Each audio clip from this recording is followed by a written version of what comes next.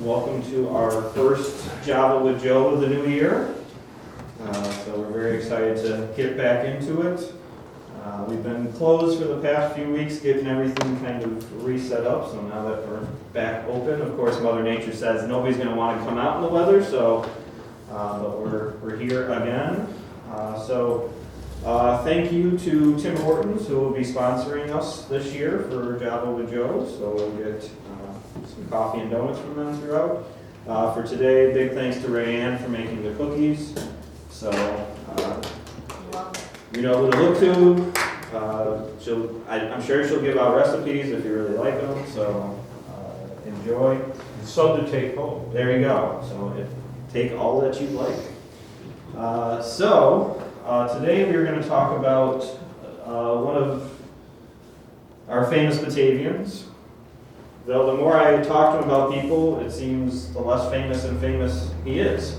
Because a lot of people haven't heard of his story. So Captain Charles Rand, who is from Batavia, and I chose him for this month because his birthday was Sunday, his 186th birthday. So it felt only fitting to kind of talk about him a little more. He has a very varied career and well known for certain things, but I'm also going to try to talk about his post-war career, which is also very interesting. And if you have any questions while I'm speaking, just raise your hand. I don't mind being interrupted. Gives me a chance to take a breath. So Captain Charles Rand, the first volunteer of the Civil War. So he was born on January 19th, 1839, right here in Batavia. And his parents lived at 4 Liberty Street. I guess we don't have my pointer right now. There we go. Which would be right here. So basically the parking lot of T.F. Brown's today, right behind the Geico agency. He lived there with his parents for a short time. At the age of 16, he traveled to New Orleans to pursue a journalism career, where he wrote at the Picayune newspaper down there. And he did that for a few years until he came back home here to Batavia and continued his journalism career. And was actually at a journalism conference at the Eagle Hotel, which then became the Richmond Hotel, on April 15th, 1861. And it just so happens that that was the day that Lincoln called for his first 75,000 volunteers to quell the rebellion in the southern states. So while they're at this journalism conference, a man by the name of Major Henry Glowacki, kind of strolled in and read the telegram about the calling of volunteers following the attack on Fort Sumter. And Glowacki would actually go on to become a military recruiter during the Civil War for our area. And he was called Major because he was actually a major in the Polish Army when he was a teenager, before having to come to Batavia. So there's another good story we'll have to talk about again. So Glowacki was on stage and he stood up and asked, "Who will be first?" And Rand was the first one to stand up and raise his hand. So his name went first on the telegram that went back to Washington, D.C. So he's definitely the first volunteer of Genesee County. Quite possibly the first volunteer in New York State. But he's been recognized as the first volunteer of the Civil War. So that can be somewhat disputed because there are other gentlemen that could claim that, but as you'll see later, he got a medal for that, so it counts. So now, in some of Rand's later musings, later in life, I think he got a sense of humor because there's some fun stories where he talks about his experiences. And one of them is about why he stood up and volunteered. And he kind of made a joke saying, "Well, my leg kind of fell asleep, so I stood up. I didn't have any idea why they picked me, but I just had to stretch my leg." So he's on the list, he's volunteered, and he soon joined the 12th New York Volunteer Infantry Regiment, Company K. Now, Company K was made up primarily of residents of Genesee County and Western New York, though this regiment was gathered from soldiers across the state. Now, Company K was actually under the command of Captain Augustus Root. Now, Augustus Root is famous in the Civil War because he is one of the last soldiers killed before the signing of Appomattox. He's actually killed at Appomattox, leading the last attack of the Union Army, basically. By that point, he was a colonel, leading another unit. And so Augustus Root is actually another name written down in the history of the Civil War with a connection back to Genesee County. And in fact, the first GAR post veterans group in Genesee County was actually named after Augustus Root, even though he's from out near Ithaca. So, a man who's a very interesting story in his own right, so check that out. So the regiment mustered into service on May 8th, 1861, and they were sent to Washington on May 29th. There they trained basically the entire month of June and the beginning of July, so they basically got a month's worth of training.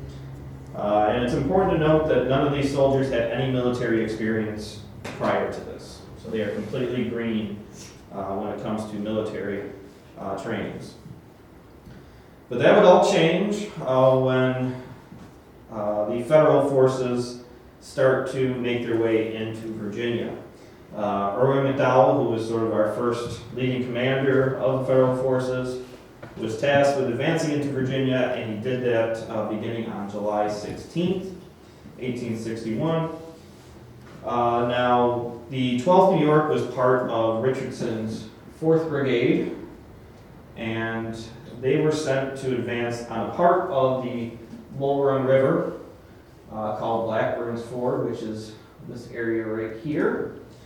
So we all know the first battle is the first battle of Bull Run of the Civil War, but Blackburn's Ford is sort of a side piece to that. It's part of the overall battle, but it's not where the main fighting happens.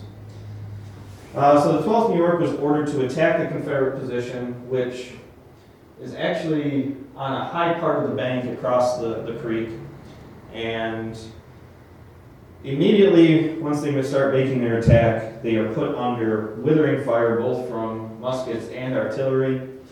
And this is quite a jarring experience for the green troops of the 12th New York, as almost immediately they start falling back in disorder and retreating. Company K among them.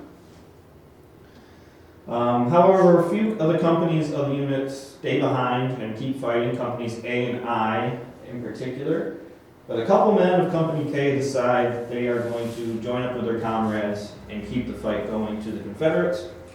And Rand is one of them, and he's joined by another Genesee County resident, James Cross, who's right here, who's from Darien. And they and a few other soldiers crawled their way to Company I and started firing back at the Confederates. And they did this for about another 15 minutes before they eventually were forced to fully retreat, but this time under good order. And again, Rand was asked later in life, well, why didn't you retreat with everybody else? He goes, well, I figured a front full of lead was better than a back full of lead. So he really didn't think much of it, other than that's what he was there to do. So in the end, he and Cross are both awarded the Medal of Honor for their bravery that day. So Rand and the 12th continue their service, and as the war goes on, they acquit themselves better than what happened during that first battle. They've now gained some valuable experience and had their baptism of fire. So they continue on. They saw some limited action during the 7 days battles, especially at the Battle of Gaines Mills, which is right here. And it's here that Rand is wounded severely during one of the engagements. The 12th New York is over here, and it gets outflanked by the Confederates, gets fired on from multiple sides and suffers a lot of casualties. When it comes to Rand, it's described by Lieutenant John Foote of his company. A Confederate musket ball plowed into Rand's shoulder at Gaines Mill and turned it into jelly. Rand seized a clod of earth and crammed it into his wound to staunch the flow of blood. So Rand's arm, his right arm, is basically useless at this point, but he refuses to ride an ambulance back to the aid stations in the rear. He says that's for men who can't walk. Eventually he makes it back to the rear at Savage Station, kind of a ironic name for a hospital area, but and he has his right shoulder joint and 6 inches of his right arm removed, as they were basically non-existent due to the bullet. And the bullet also passed through his lung, so he was also having some difficulties with that. So that was July 27th that happens. On July 29th, the Union forces all-out retreat at Gaines Mills, and eventually the Confederates make it to Savage Station, and Rand is one of 2,500 wounded Union prisoners that are taken capture at that point. As that was going on, Rand had returned to his tent where he hemorrhaged and collapsed, but was able to be saved by the surgeon on hand. So he actually survived death twice on the operating table. So he was taken to the famous Civil War prison in Richmond, Libby Prison, where he was held for several months, but was eventually paroled as part of a prisoner exchange. So it's actually very fortunate that he gets wounded and captured in 1862 and not 1863, because pretty much following the Emancipation Proclamation and the escalation of hostilities, prisoner exchanges no longer happened. So if it had happened a year later, Rand may never make it home. So eventually he is shipped up to Philadelphia to an army hospital there, where he basically recuperates, and he's discharged with a pension for total disability. And while he's there at the Army Hospital in Philadelphia, he fell in love with the young nurse that was caring for him, Priscilla, who was actually a nun at the time. And shortly after that, she would leave her order and they would get married. So it's kind of gone with the wind situation there. Fell in love with his caretaker. But Rand was not willing to have that be the end of his military career during the Civil War, and he became quite a pest in Albany and Washington. So even though he would never be able to fight the field again, he wanted to do his part. So he relinquished his pension and secured a commission from the New York governor after several appeals to join up again in some way. However, he could not get any field duty due to his injuries. So he was kind of wandering around Washington, talking to anybody who would listen, trying to get another position within the military complex somewhere. He even wrote to President Abraham Lincoln many times. I said he was a pest. This was a good example of it. And eventually Lincoln commissions him as a lieutenant and gets him a job as a clerk in the War Department just to shut him up and stop getting letters from him. So sometimes it pays to go straight to the top. So he works in the War Department through the end of the war under Edmund Stanton. So the one on the left is his promotion to lieutenant, signed by Abraham Lincoln. We actually have this in our collection here. And the one on the right is at the end of the war when he's promoted to captain, and it is signed by now President Andrew Johnson. So that's why we call him Captain Charles Rand. When he was actually fighting in the Army, he was only a private. So Rand kind of hangs around the War Department after the war, and as it starts to shift from conducting the operations of military fighting against the Confederates, it starts to shift more towards the process of Reconstruction and the military governorship of the various areas in the South. And Rand gets put into that bureaucratic system, particularly as a appointee within the newly created Freedmen's Bureau, which was set up to help and protect newly freed slaves in the southern states and make sure of proper treatment and get them integrated into the society that really wasn't interested in integrating them in any way. So he gets sent to a little town called Gilmer, Texas. I just showed it on the map so you guys would have any idea where that is. So it's about, well, halfway between Dallas and Shreveport.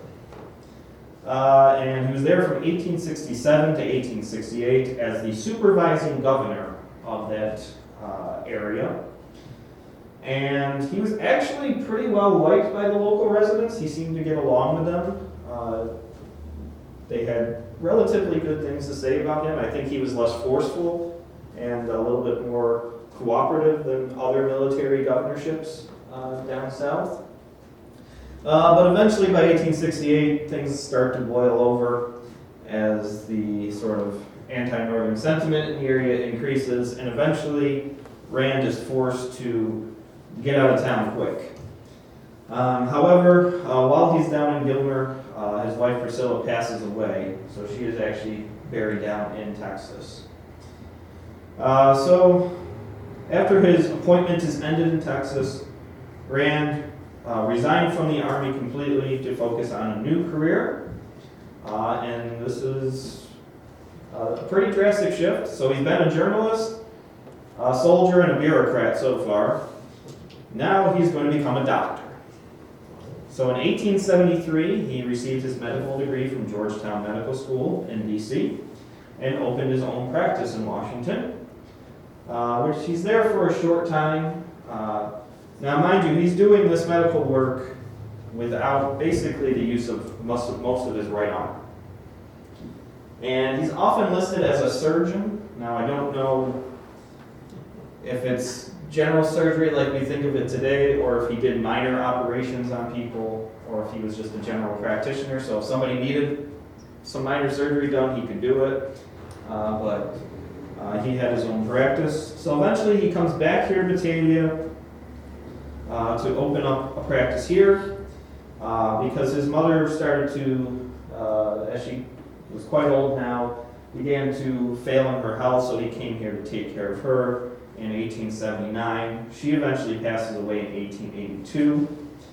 So after his mother dies here in Batavia, he leaves Batavia for good.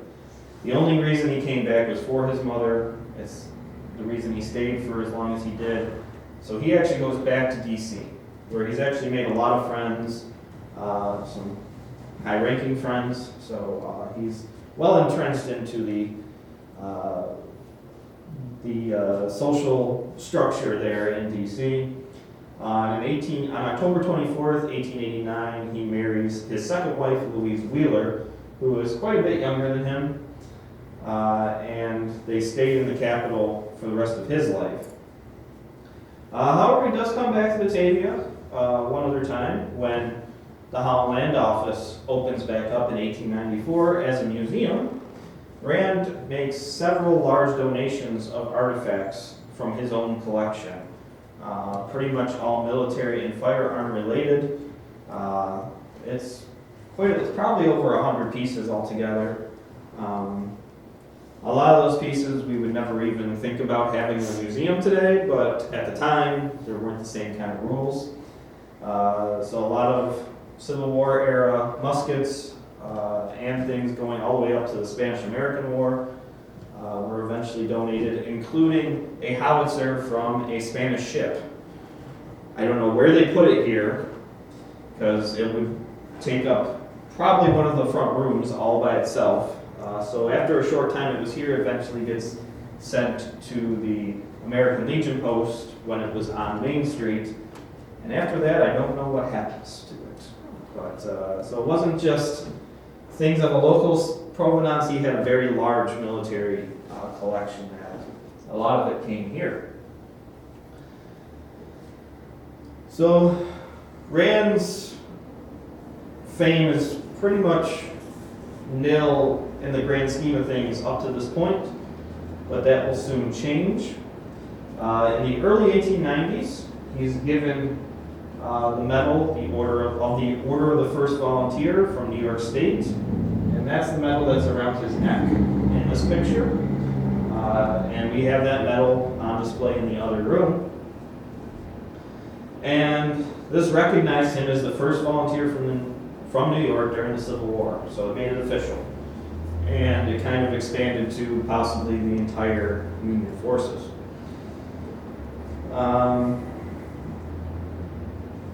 Then in 1897, after a lot of petitioning, he is awarded the Medal of Honor for his bravery at Blackburn's Ford. So it's 36 years after his action that gets him noticed.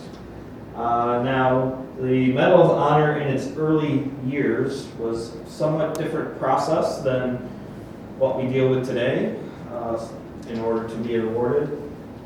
If you look through the history of the Medal of Honor and you count up all the recipients, more than half are from the Civil War. Now, part of that is you have a lot of soldiers who fought in the Civil War, but also this is before the process was really standardized and looked over, because at this point you could petition for yourself to win the Medal of Honor. You did not have to be a superior to make a recommendation. Now, they still would have to corroborate it as best as possible, but Rand petitioned several times to be awarded the Medal of Honor, and eventually he received it. So in 1897, he receives the Medal of Honor. This is him with his Medal of Honor on.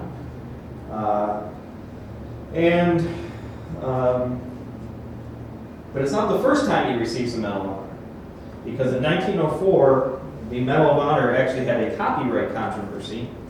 So they had to scrap the old design and do a new design in 1904 called the Gillespie design, designed by General Gillespie.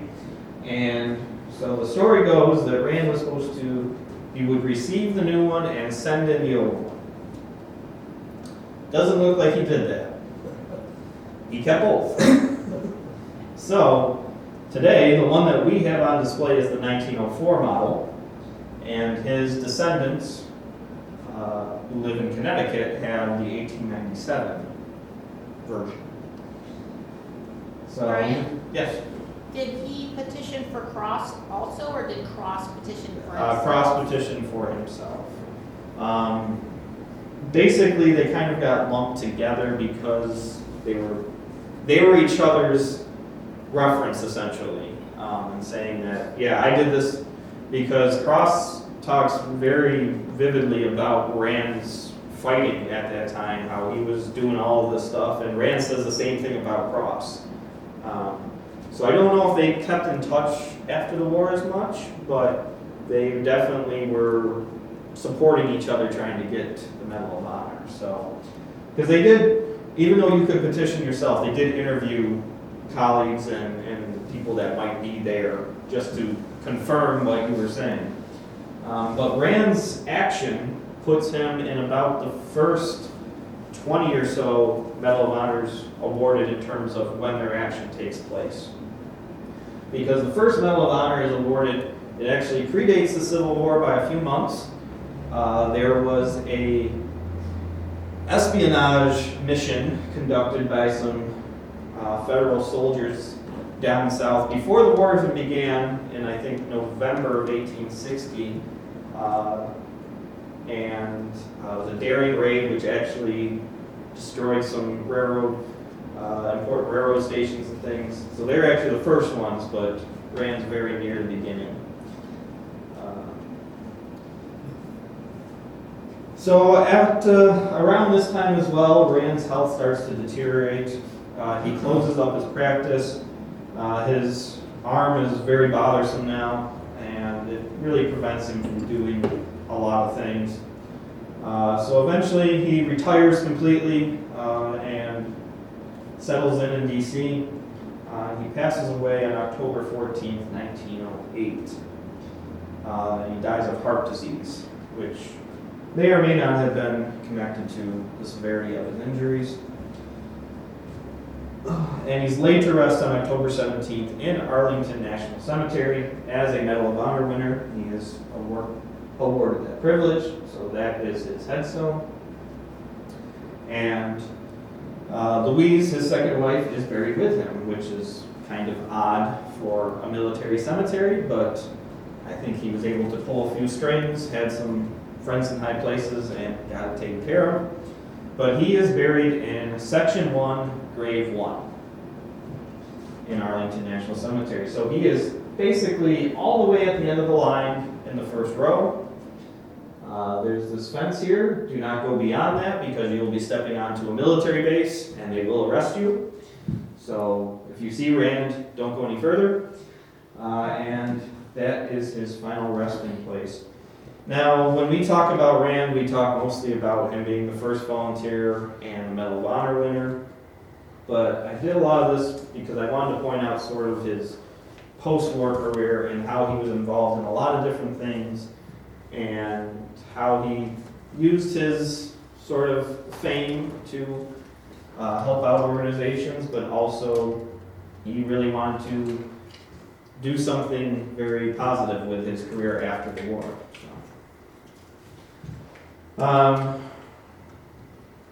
His Medal of Honor, I have another sort of sidebar with it in that when David Batavia won his Medal of Honor a few years ago now, they did a special here at the museum so we could kind of show off both of them. And David walked up to me and handed me the Medal of Honor and walked away to talk to somebody. So I'm just standing there holding it, not sure what to do. And then he kind of never comes back to me, so I walk up and I go, would you like this back? He goes, oh, yeah, I guess so. And took it back.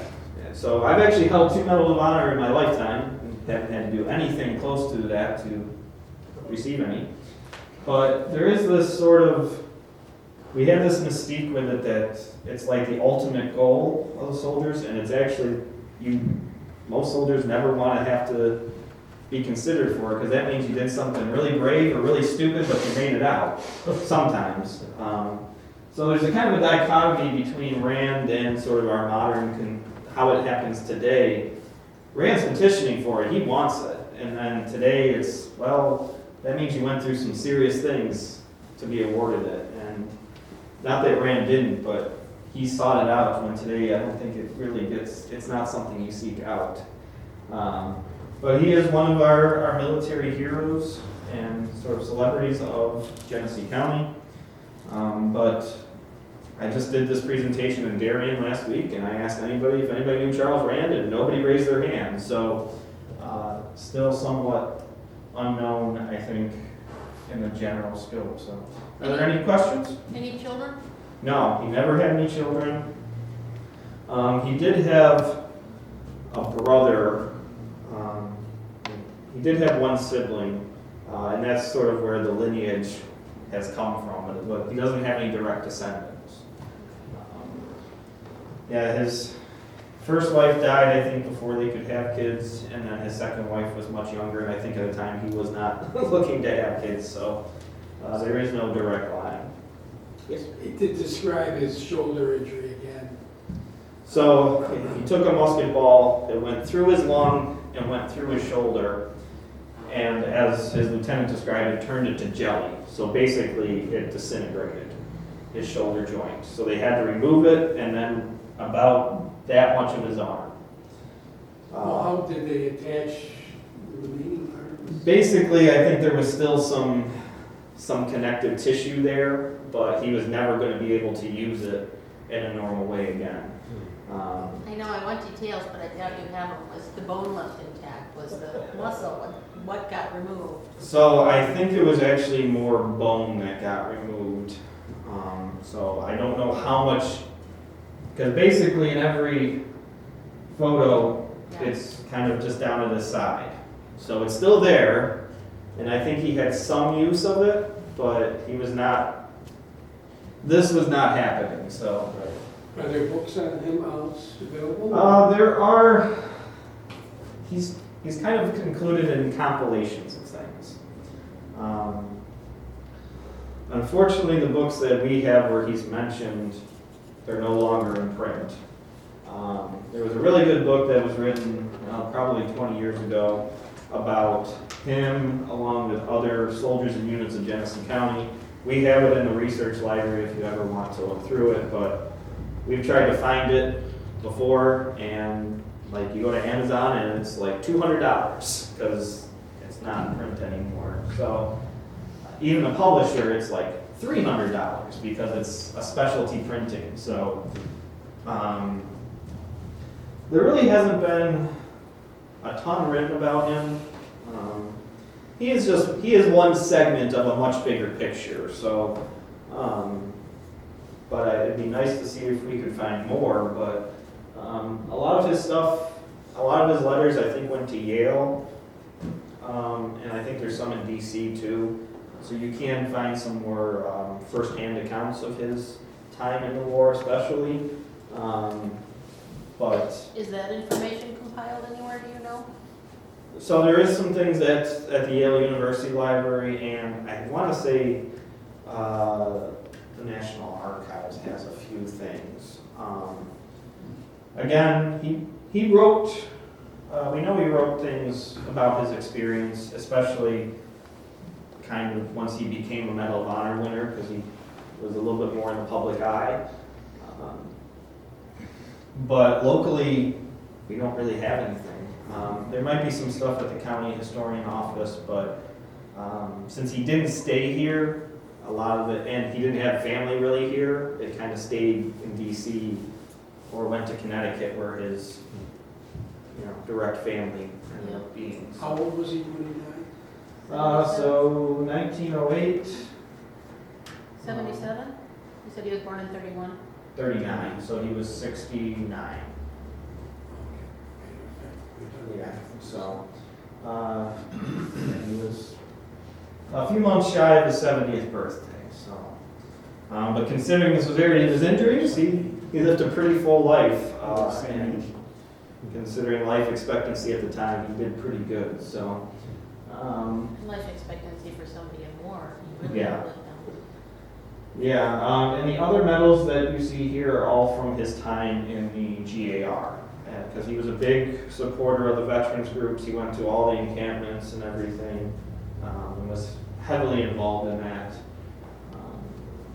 Often spoke at a lot of encampments, so you can see we got even more as a few years go by. So very interesting figure. I think we focus on one aspect of his life more than the rest, than the totality. So hopefully you learned a little bit more about him, or learned anything about him, because maybe you didn't know. So Do you know how Priscilla died?